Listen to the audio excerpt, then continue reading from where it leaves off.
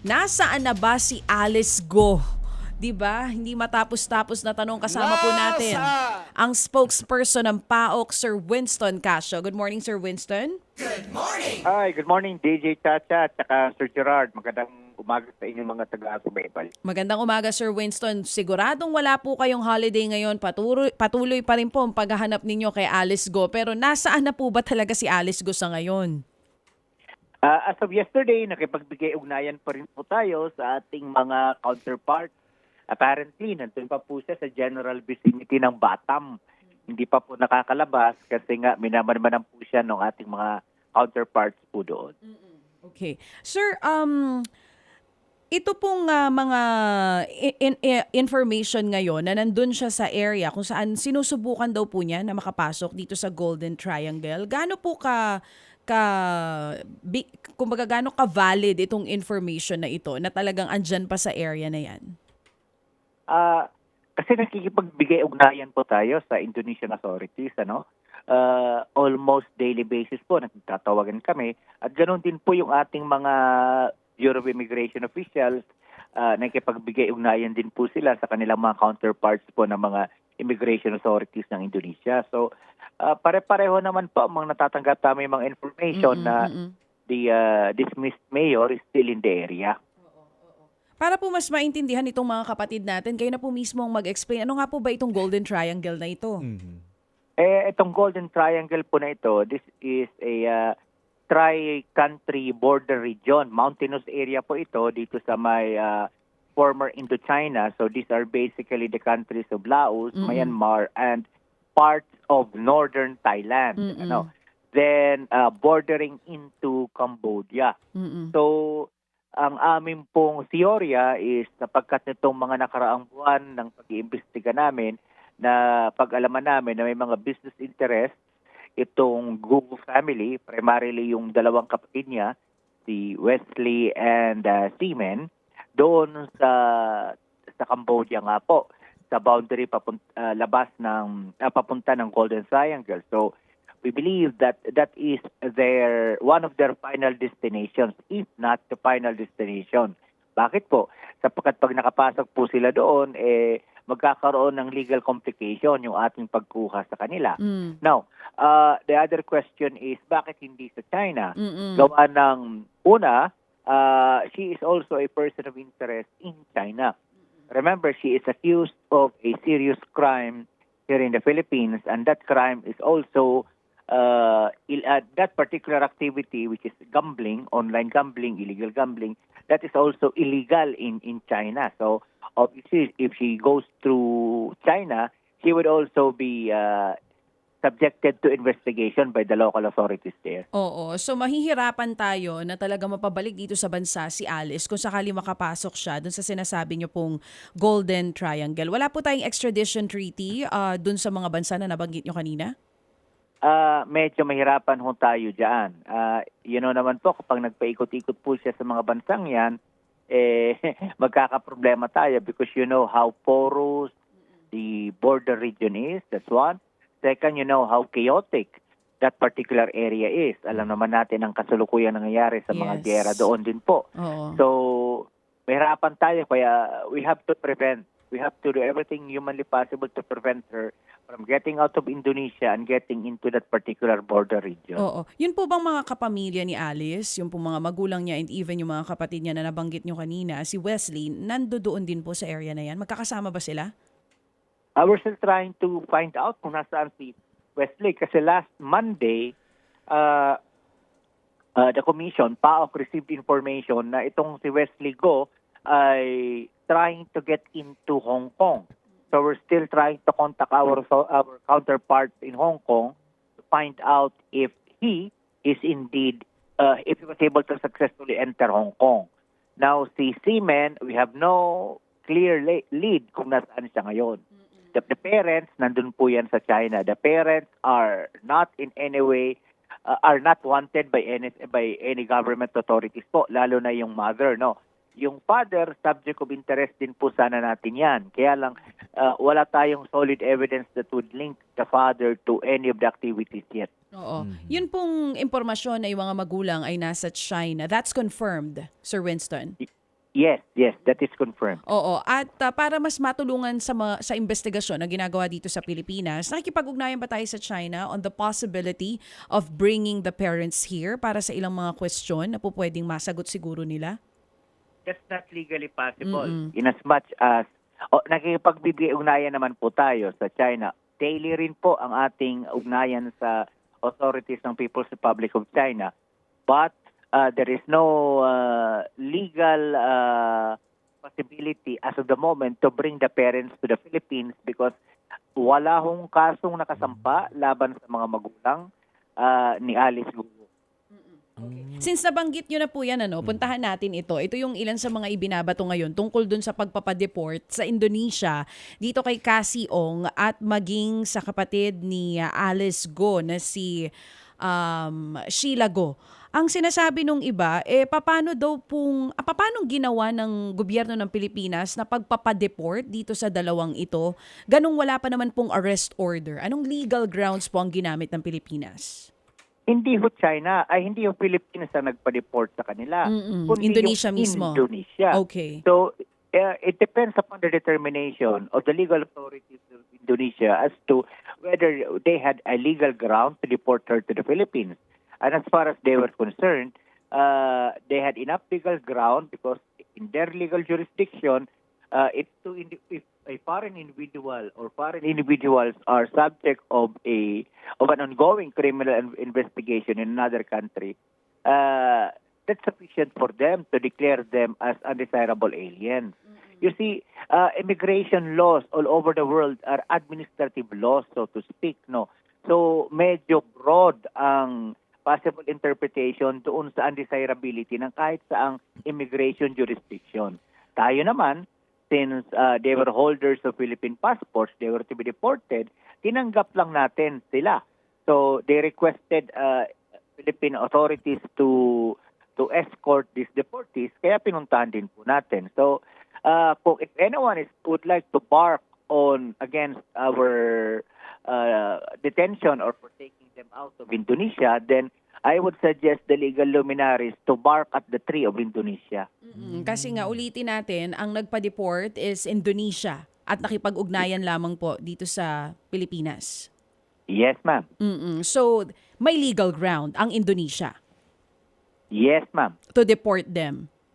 Yes po, yes Oo, po. oo. Sa ngayon po ba, nasaan ang kustodiya nitong si Sheila Go at Cassie Ong? They're both under the custody of the National Bureau of Investigation. My understanding is tomorrow sa pagharap nila sa Senado, sa Kongreso, saka lamang sila ito-turn over ng custody. That's Oo. my understanding. Oo. At nabanggit niyo po sa isa sa mga interviews, hindi rin basta-basta makakansela agad ng passports sa mga taong ito sa ngayon. Yeah. There is a call to cancel the passport, but the cancellation of the passports would have to be done through the legal process. It cannot be canceled summarily. Sapagkat meron ho silang hinahawakan na certificate of live birth mula sa Pilipinas. Di ho ba? Oo. So we have to cancel the certificate of live birth before a regional trial court. Kinakailangan i-apply po yan, isampa po yan. Yung cancellation should be filed by the Office of the Solicitor General. Sila magsasampa noon. Then the court must find merit doon sa petition to cancel the COLB. And once that happens, we would have enough ground to cancel the passport na. Oo. In the absence of the cancellation of the live birth, hindi ho natin makakancel pa po yung passport. Oo. Even si Alice Go, mas okay po ba na may hawak pa siyang passport sa ngayon? Mas magiging madali po ba sa atin na mapauwi siya unless i-cancel na agad yung passport niya? The legal opinion is we have to have that passport. The legal opinion out there is mas mainam na meron mo ng pasaporte ang mga ito sapagkat kung wala na ho itong pasaporte at walang hawak na passport din ng China or kung saan man, they become stateless.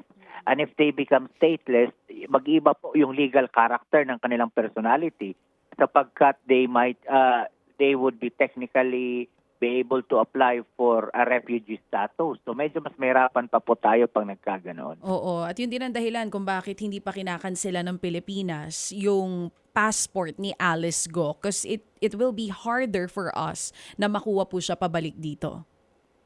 That is 100% affirmative po, Oo. ma'am. Eto po, may ilang katanungan pa si GDP po dito. Yes, sir. Good morning po. Sir, nabanggit niyo po kanina yung yung kapatid na Wesley po na trying to get into Hong Kong. What happens po if ever he gets into Hong Kong? Well, as far as we're concerned, that will be more ideal. Sapagkat if he gets into China, we would request our Chinese counterparts to detain him, in as much as we've got both similar interests in asking people who have interest in gambling to be able to explain their participation in offshore gaming operations. Tandaan po natin na bagamat administrative region ang Hong Kong, Hong Kong is still part of the territory of China. So magre-request po tayo na i-kustodiya po siya kung meron tayong sapat na legal na basehan para i-kustodiya po siya. Okay. So may possibility po na mapabalik din po siya dito sa Pilipinas kung mangyari po 'yun. Not necessarily. Oh. Not necessarily. It will be a legal question once we make the determination na nasa Hong Kong na nga po siya, and once mahawakan po ang kustodiya niya ng Hong Kong authorities. We'll have to examine that. We have to go into that legal question once that happens. Sir, na-imagine ko it's gonna be a busy day tomorrow for Sheila and Cassie. What's next for them po? Well, what's next for them is custody, is to determine sino ang maghahawak ng custody doon sa kanila. And we're hoping, and I believe, not hoping, but I believe that yung kustodiya sa kanila ng Senado at saka ng House of Representatives will be indefinite while ongoing investigation laban sa kanilang mga partisipasyon dito sa mga lugar na sa mga pogo ng Bamban at saka ng Porac. And since indefinite yan, magkakaroon kami ng sapat na panahon para maisampa yung mga kaso laban sa kanila. And then hopefully mailabas ng arrest warrant sa mga ito, magkaroon ng resolusyon sa Department of Justice, nang sa gayon ay tuluyan nating maikulong ang mga ito in the meantime na dinidinig yung mga kaso. All right. At least mas malinaw na po ngayon, Sir Winston. So, malaking resources na po ng bansa ang nagagamit natin at dito po sa pagtugis kay Alice Go. Meron po ba tayong timeline? Kumbaga, may mga tauhan na rin po ba tayo doon sa Indonesia, immigration officers or ilan pang kawani ng gobyerno ang nandoon na rin ngayon para mas mapabilis ito pong paghahanap sa kanya? We cannot do that, DJ Chacha. That is against international law. Philippine authorities cannot operate in Indonesia or any country for that matter. No? For coordination, Sir Winston, pwede bang gawin yun? Kapag sa paghahanap, imposible po yun. Oo. Pwedeng gawin yun. Oo. In case of deportation naman, pwede lamang pumunta ang immigration authorities ng Pilipinas doon kapag actual nang nahawakan si Alice Go nung mga authorities ng Indonesia at request na nila tayo para pumunta doon for deportation. Oo. So right now, the coordination is just phone call, emails, puro ganun po ang ginagawa Yes, ma'am. natin. Ganun lang po. Ganun lang po. Every single day po ito. Yes, ma'am. Oo. Nakakapagod. Oo nga, kahit holiday. Sir Winston, kahit kung sinasabi nyo ngayon, nakakapagod, pero hindi po titigil ang PAOK at ang iba pang ahensya ng gobyerno sa pagtugis kay Alice Go. May timeline po ba kayo para dito sa paghahanap sa kanya? Kumbaga, sa tingin nyo po ba, kakayanin po ba ito ngayong taon? Kaya yan? Kaya natin siyang mahanap? Hindi ho ako makakapagsalita sa mga bagay na yan kasi everything is very porous, so to speak. So lahat nagbabago-bago. Gaya nga ng the fact that she was able to get out of the country, we were caught off guard, no? Kasi as far as we were concerned, kasi araw-araw kami nag-check sa mga immigration record, commercial plane record, mga flight manifest, and so on and so forth, mga chartered flights na mga lumalabas masok sa Pilipinas. We didn't see her name in any of those. So the fact na nakalabas po siya ng bansa, that was a big blow and a total shock to all of us na nagtrabaho laban dito kay Alice Go at saka sa Bamban Tarlac, no? So mahirap magsalita na po ng mga definite mga panahon na ito. We just take it a day at a time and we try our best na makapag-foresee na mga pwedeng gawin but we can only do so much. We can only do so much. Pero rest assured, kami po ay sumusunod sa presidential directive na we are helping the PAGCOR and other agencies to wind down the operations of POGOs by the end of December. At patuloy rin po ang aming pagmamanman doon sa mga illegal para sa gayon kapag may sapat na kaming mga ebidensya laban sa mga illegal na mga POGO, makapag-operate kami at magpasara ulit, mag-deport, mag-aresto, and so on. One day at a time. One day at a time. Oo. So yun pong ugnayan natin last week na sinasabi ninyo, hanggang ngayon hindi pa rin klaro sa inyo kung paano nga nakalabas ng bansa si Alice Go. Hanggang ngayon, nandun pa rin po tayo, hindi pa rin talaga malinaw. Sobrang, we have leads. We're investigating those leads. We have possible names of people who may have helped her. We have pictures of actual occurrences that may lead to her escape. But all of these are still being verified pa po at mahirap pong sabihin na tapos na ang aming investigasyon. Ayun, at least malinaw din po. Puntahan po natin yung abogado na nag-notarize nung affidavit ni Alice Go. Ano na po ang balita doon? Pag-uusapan po namin yon sa aming task group Bamban. At by sometime this week, mag-meeting po ulit kami. At isa yan sa mga pag-uusapan siguro namin. Pero in the meantime, we are treating that initially as a distraction. Para sa amin, distraction po muna yon kasi we would like to focus on the continuing manhunt for Alice. Second, we're focusing on the filing of additional cases against Alice and her group. So once we finish all of those, we have to go through naman yung pangatlo. We have to thoroughly investigate sapagkat there is a presidential directive to thoroughly investigate how she was able to escape. So ito yung unang tatlo muna. Distraction po muna yung yung tungkol sa abogado. Once we're finished with all these three, then we will revisit as to how we're going to proceed with possible sanctions against the lawyer who supposedly notarized her counter affidavit despite the fact na wala po siya dito sa Pilipinas. Oo, hindi pa rin po nagbabago yung statement niya. Yun pa rin. Talagang nakita daw niya nasa sasakyan si Alice Go. Opo, mariin po ang kanyang paninindigan na nasa sasakyan ng araw po nung kanyang ninotaryo yung kontrasalaysay ni Alice Go. Oo. Si Secretary Harry Roque na nung nakaraang linggo po ay nadetina dito sa lower house, marami daw pong footprint, kumbaga o pangalan niya na nag-uugnay talaga dito sa Pogo.